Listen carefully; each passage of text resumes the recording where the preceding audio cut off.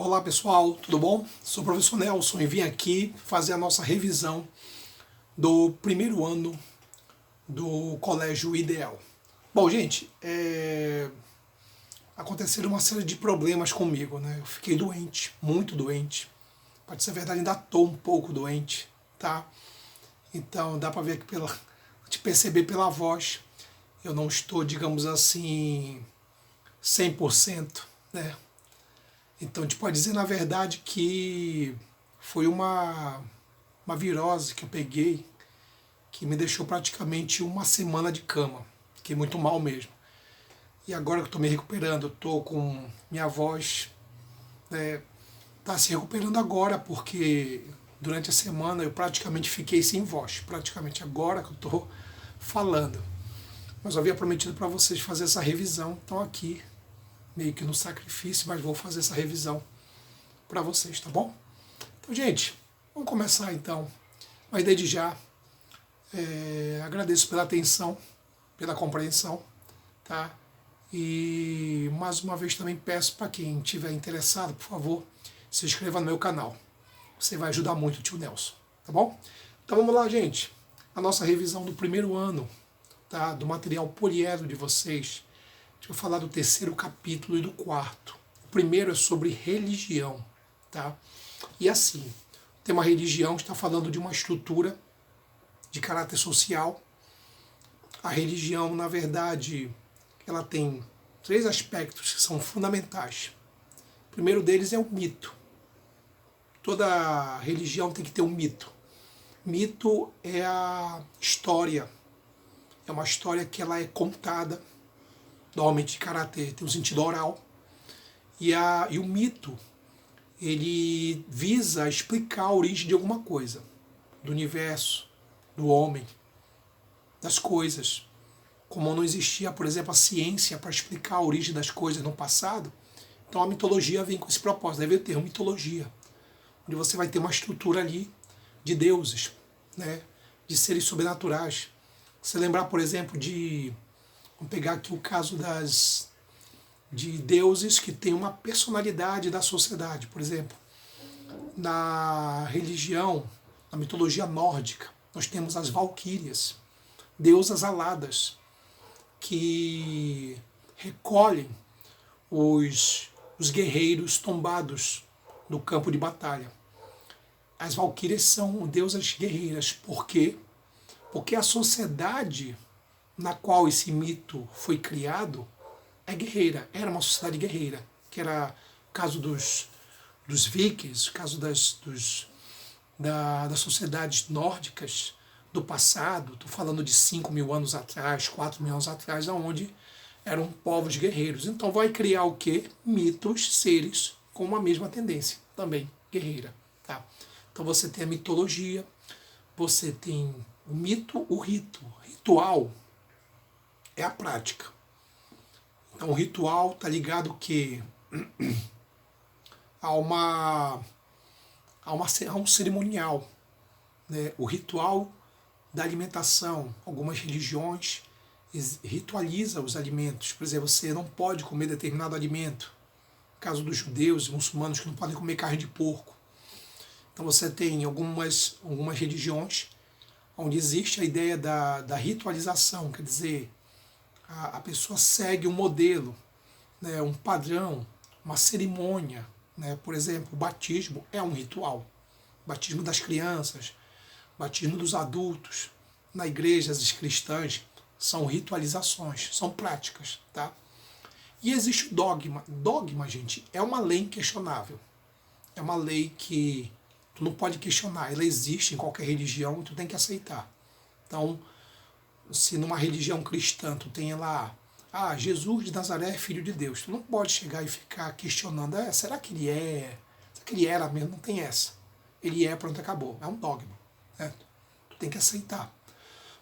Por isso que muitas vezes os questionadores de plantão não se dão muito bem com dogmas. Tem muito isso. Bom, além disso, gente, nós temos aqui os tipos de religiões, né? Nós temos o politeísmo, que são as primeiras religiões. boa parte das religiões do passado, as mais antigas, são politeístas, vários deuses. Desde a religião egípcia antiga, onde você tinha vários deuses, até os animais eram cultuados, até o hinduísmo, a religião hindu, desculpa, que existe aproximadamente 32 milhões de deuses, né? Muitos deuses, cada um com seu significado. E aí você tem a religião monoteístas, que é aquela religião que tem a figura de um único Deus, e é um Deus assim, tipo universal.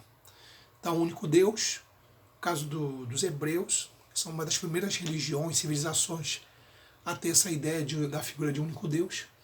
E aí você tem o cristianismo, e aí você tem o islamismo, tá? São religiões que elas focam muito a ideia de um único Deus. Está muito ligado a isso, suas explicações em cima disso. Além disso, gente, nós temos os autores, né, que vão analisar as religiões. Então, por exemplo, o Émile Durkheim, sociólogo francês, ele diz que a religião tem um propósito, que é o quê? Integrar, unir as pessoas. A religião está aqui para unir os indivíduos, as pessoas. Pessoas dentro de uma comunidade religiosa estão mais unidas, tá? Pertencem mais a um grupo. Já o outro autor, o Karl Marx, filósofo alemão, ele vai dizer o contrário. Vai dizer que a religião aliena, desorienta, conta falsas verdades. Quando ele usa o termo a religião é o ópio do povo, ópio é uma droga, é um alucinógeno, você toma e vê coisas que não existem. Que é daí aquela ideia de que as pessoas elas são desiguais porque é a vontade de Deus. É a vontade de Deus? Ou será que é a vontade dos homens que querem explorar outros homens? Tá? Quer dizer, daí que vem a ideia de que naturalmente a pobreza ela é uma coisa natural. Quem disse? Então Karl Marx faz uma crítica em cima disso. Quer dizer, quem é que falou que as pessoas devem ser desiguais por natureza? A pessoa é pobre porque é a vontade de Deus. Então o Karl Marx ele critica isso aí, diz que não é bem assim. Na verdade, a desigualdade existe, a miséria, a desigualdade, a pobreza existe porque não é a vontade de Deus, mas é a vontade dos homens. É essa a ideia dele. Tá? Por outro lado, tem um outro autor que é o Max Weber, sociólogo alemão. O Weber ele vai falar sobre a ética protestante. Ele primeiro fala sobre como as sociedades no passado elas eram encantadas. O que é a ideia de encantada? Desculpa. Como não existia a ciência para explicar a origem das coisas, as pessoas explicavam o mundo através de superstições, através de mitos, de ritos. Né? Então as pessoas acreditavam em fadas, em seres sobrenaturais com muito mais consistência do que hoje. Então o mundo era mais encantado. Né? As superstições, né? De virar a sandália, senão minha mãe vai morrer, né? Não passar por debaixo da escada, essas coisas. As superstições, o mundo encantado.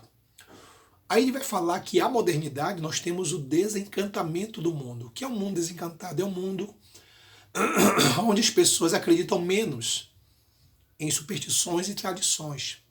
A ciência, a tecnologia vai minando, liquidando com aquelas ideias antigas do passado. É por isso que você, jovem, tende a ser mais desencantado, a acreditar menos em superstições do que os teus pais e os teus avós. Tá? Isso é o desencantamento do mundo que ele fala. Outra coisa é que ele vai falar sobre a ética protestante. Ele vai dizer que o protestante é um desencantado, é um religioso desencantado, que acredita muito na racionalidade, acredita muito na ciência também. Tá? E entende que existe uma relação entre a religião e o capitalismo. Ele vai dizer, segundo Weber, que práticas protestantes de valorizar o trabalho e de criticar a vadiagem, a vadiagem, a preguiça, são coisas religiosas. Então, essas ideias são de caráter religioso, que curiosamente tem uma relação com o capitalismo. Que o capitalismo ele valoriza o trabalho e ao mesmo tempo critica a preguiça, a vadiagem. Então, por isso que ele vai dizer que não é por coincidência que os países que mais se desenvolveram economicamente no capitalismo, no início da modernidade, todos eram protestantes. Porque tem essa relação. Protestante gosta de dinheiro, capitalista também.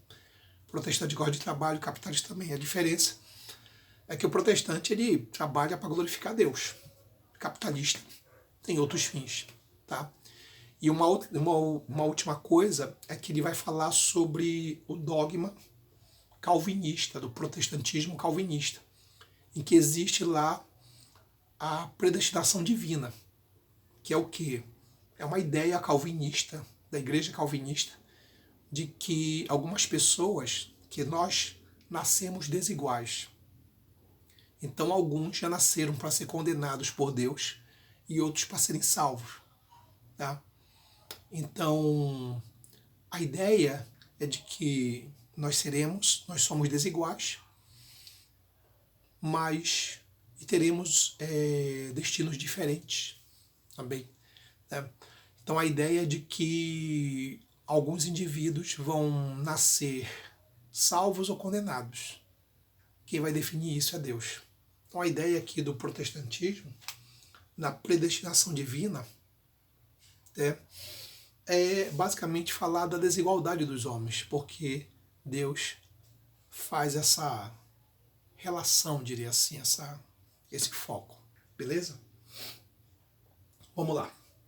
Outra coisa, gente, é o fundamentalismo. O Max Weber, aliás, uma característica da religião é a ideia de que ela vai mudar. Tá? Então nós teremos o que hoje, na atualidade, religiões sincréticas, ou seja, religiões que se misturam uma com as outras. Isso é muito comum. Tá? O sincretismo religioso é mistura. Tá? E, ao mesmo tempo, como é o caso, por exemplo, aqui no Brasil, Nossa Senhora da Conceição é, na verdade, Iemanjá. É uma mistura. Nosso Senhor do Bonfim é Jesus de Nazaré. É uma mistura. Sincretismo. Tá? É uma característica. Tá? E nós temos também o radicalismo, o fundamentalismo religioso. Né? O fundamentalismo religioso são grupos religiosos radicais que não aceitam a modernidade, não concordam com a modernidade, fazem uma crítica aos valores seculares. Na prova, Nelson, o que é secular é modernidade.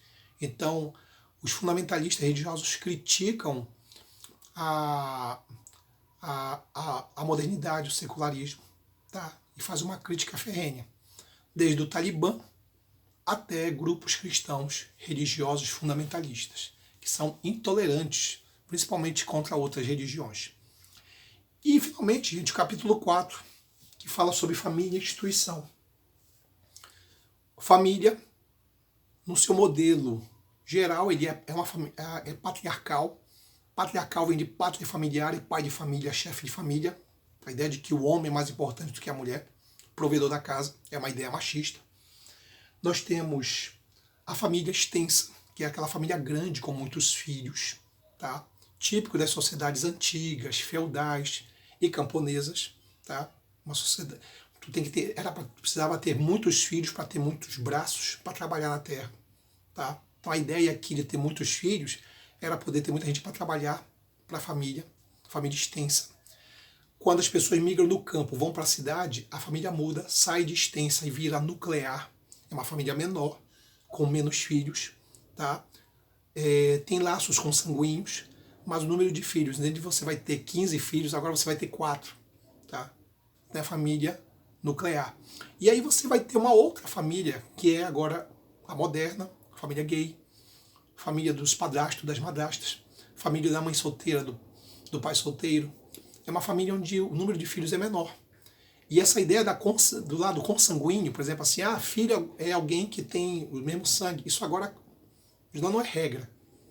Porque vai ser muito comum, por exemplo, crianças serem adotadas por casais. De boa, normal. Então você vai ter a ideia do quê? os laços consanguíneos já não vão ser mais uma característica da família de hoje, né? Então você tem um exemplo aí bem claro sobre isso, é uma família moderna, tá? E aí a gente vai lembrar também o caso dos casamentos. Os casamentos, né, que é onde formam as famílias, muitas vezes você tem um casamento monogâmico, em que uma pessoa casa apenas com um parceiro. Casamento poligâmico, que aqui é quando um indivíduo casa com vários parceiros. Isso é muito comum nas sociedades orientais. Tá? Aí a gente vai lembrar do caso aqui da sociedade muçulmana, tá? Onde você tem o caso, por exemplo, da poliginia, em que o homem casa com várias mulheres, 4, normalmente. E você tem também nas sociedades africanas, né, a, a poliandria, que é quando uma mulher casa com vários homens. É uma coisa mais rara e é muito comum nas sociedades tribais, tá? Sociedades africanas tribais você tem isso, tá? É mais específico ali, beleza? Tu tem um casamento arranjado. Casamento arranjado, gente, de uma maneira geral, são acordos entre famílias, porque o casamento ele é um acordo econômico e material. Esse negócio de você casar com alguém porque você gosta é de 70 anos para cá. As pessoas casavam porque era um acordo entre famílias. Os pais encaravam seus filhos como um bem que poderia ser trocado, negociado. É daí que vem aí o dote. Muito comum esse tipo de coisa. Então era um acordo de famílias. A gente pode dizer que o casamento ainda é um acordo econômico e material, porque ninguém vive só de amor, né? Vai se alimentar de amor, né? Viver de amor. Não. A pessoa precisa sobreviver. Então, casamento tem uma questão econômica e material aí também. Beleza? Existe também, gente, hoje a crises matrimoniais. Há um conflito social muito grande na sociedade. Isso tem muito a ver com a ascensão da mulher entrando no mercado de trabalho. O número de filhos vai diminuir, até porque a mulher não quer mais ter um monte de filho. Ela está cuidando do seu lado da educação, do seu lado profissional, vai adiar essa ideia de ter filhos e muitas vezes nem busca isso. Você vai ter um conflito de realidade porque a mulher vai ganhar uma autonomia e alguns homens, né, uma tendência mais machista, vão tentar bater de frente. Então você vai ter um conflito social que é inevitável. E você vai ter no meio de tudo isso que é o aumento dos divórcios. Quer dizer, o casamento hoje já não dura tanto. Na sociedade brasileira as pessoas casam muito, mas se separam também muito. Por quê? Porque a família de hoje, o casamento de hoje já não é como era no passado. Então você tem aí uma mudança de perspectiva, um conflito maior, uma autonomia maior, principalmente da mulher, que não aceita mais nem a infidelidade do marido e nem a violência do marido. Então é uma tendência. Beleza? Pessoal, é isso. Essa é a nossa revisão. Espero que eu possa ter ajudado vocês de uma maneira. Tá bom? Bom, gente, até a próxima. Na próxima semana, se Deus quiser, eu vou estar firme e forte, com a garganta melhor. Tá? Um abraço, gente. Até mais. Tchau, tchau. Boa prova. Tchau, tchau.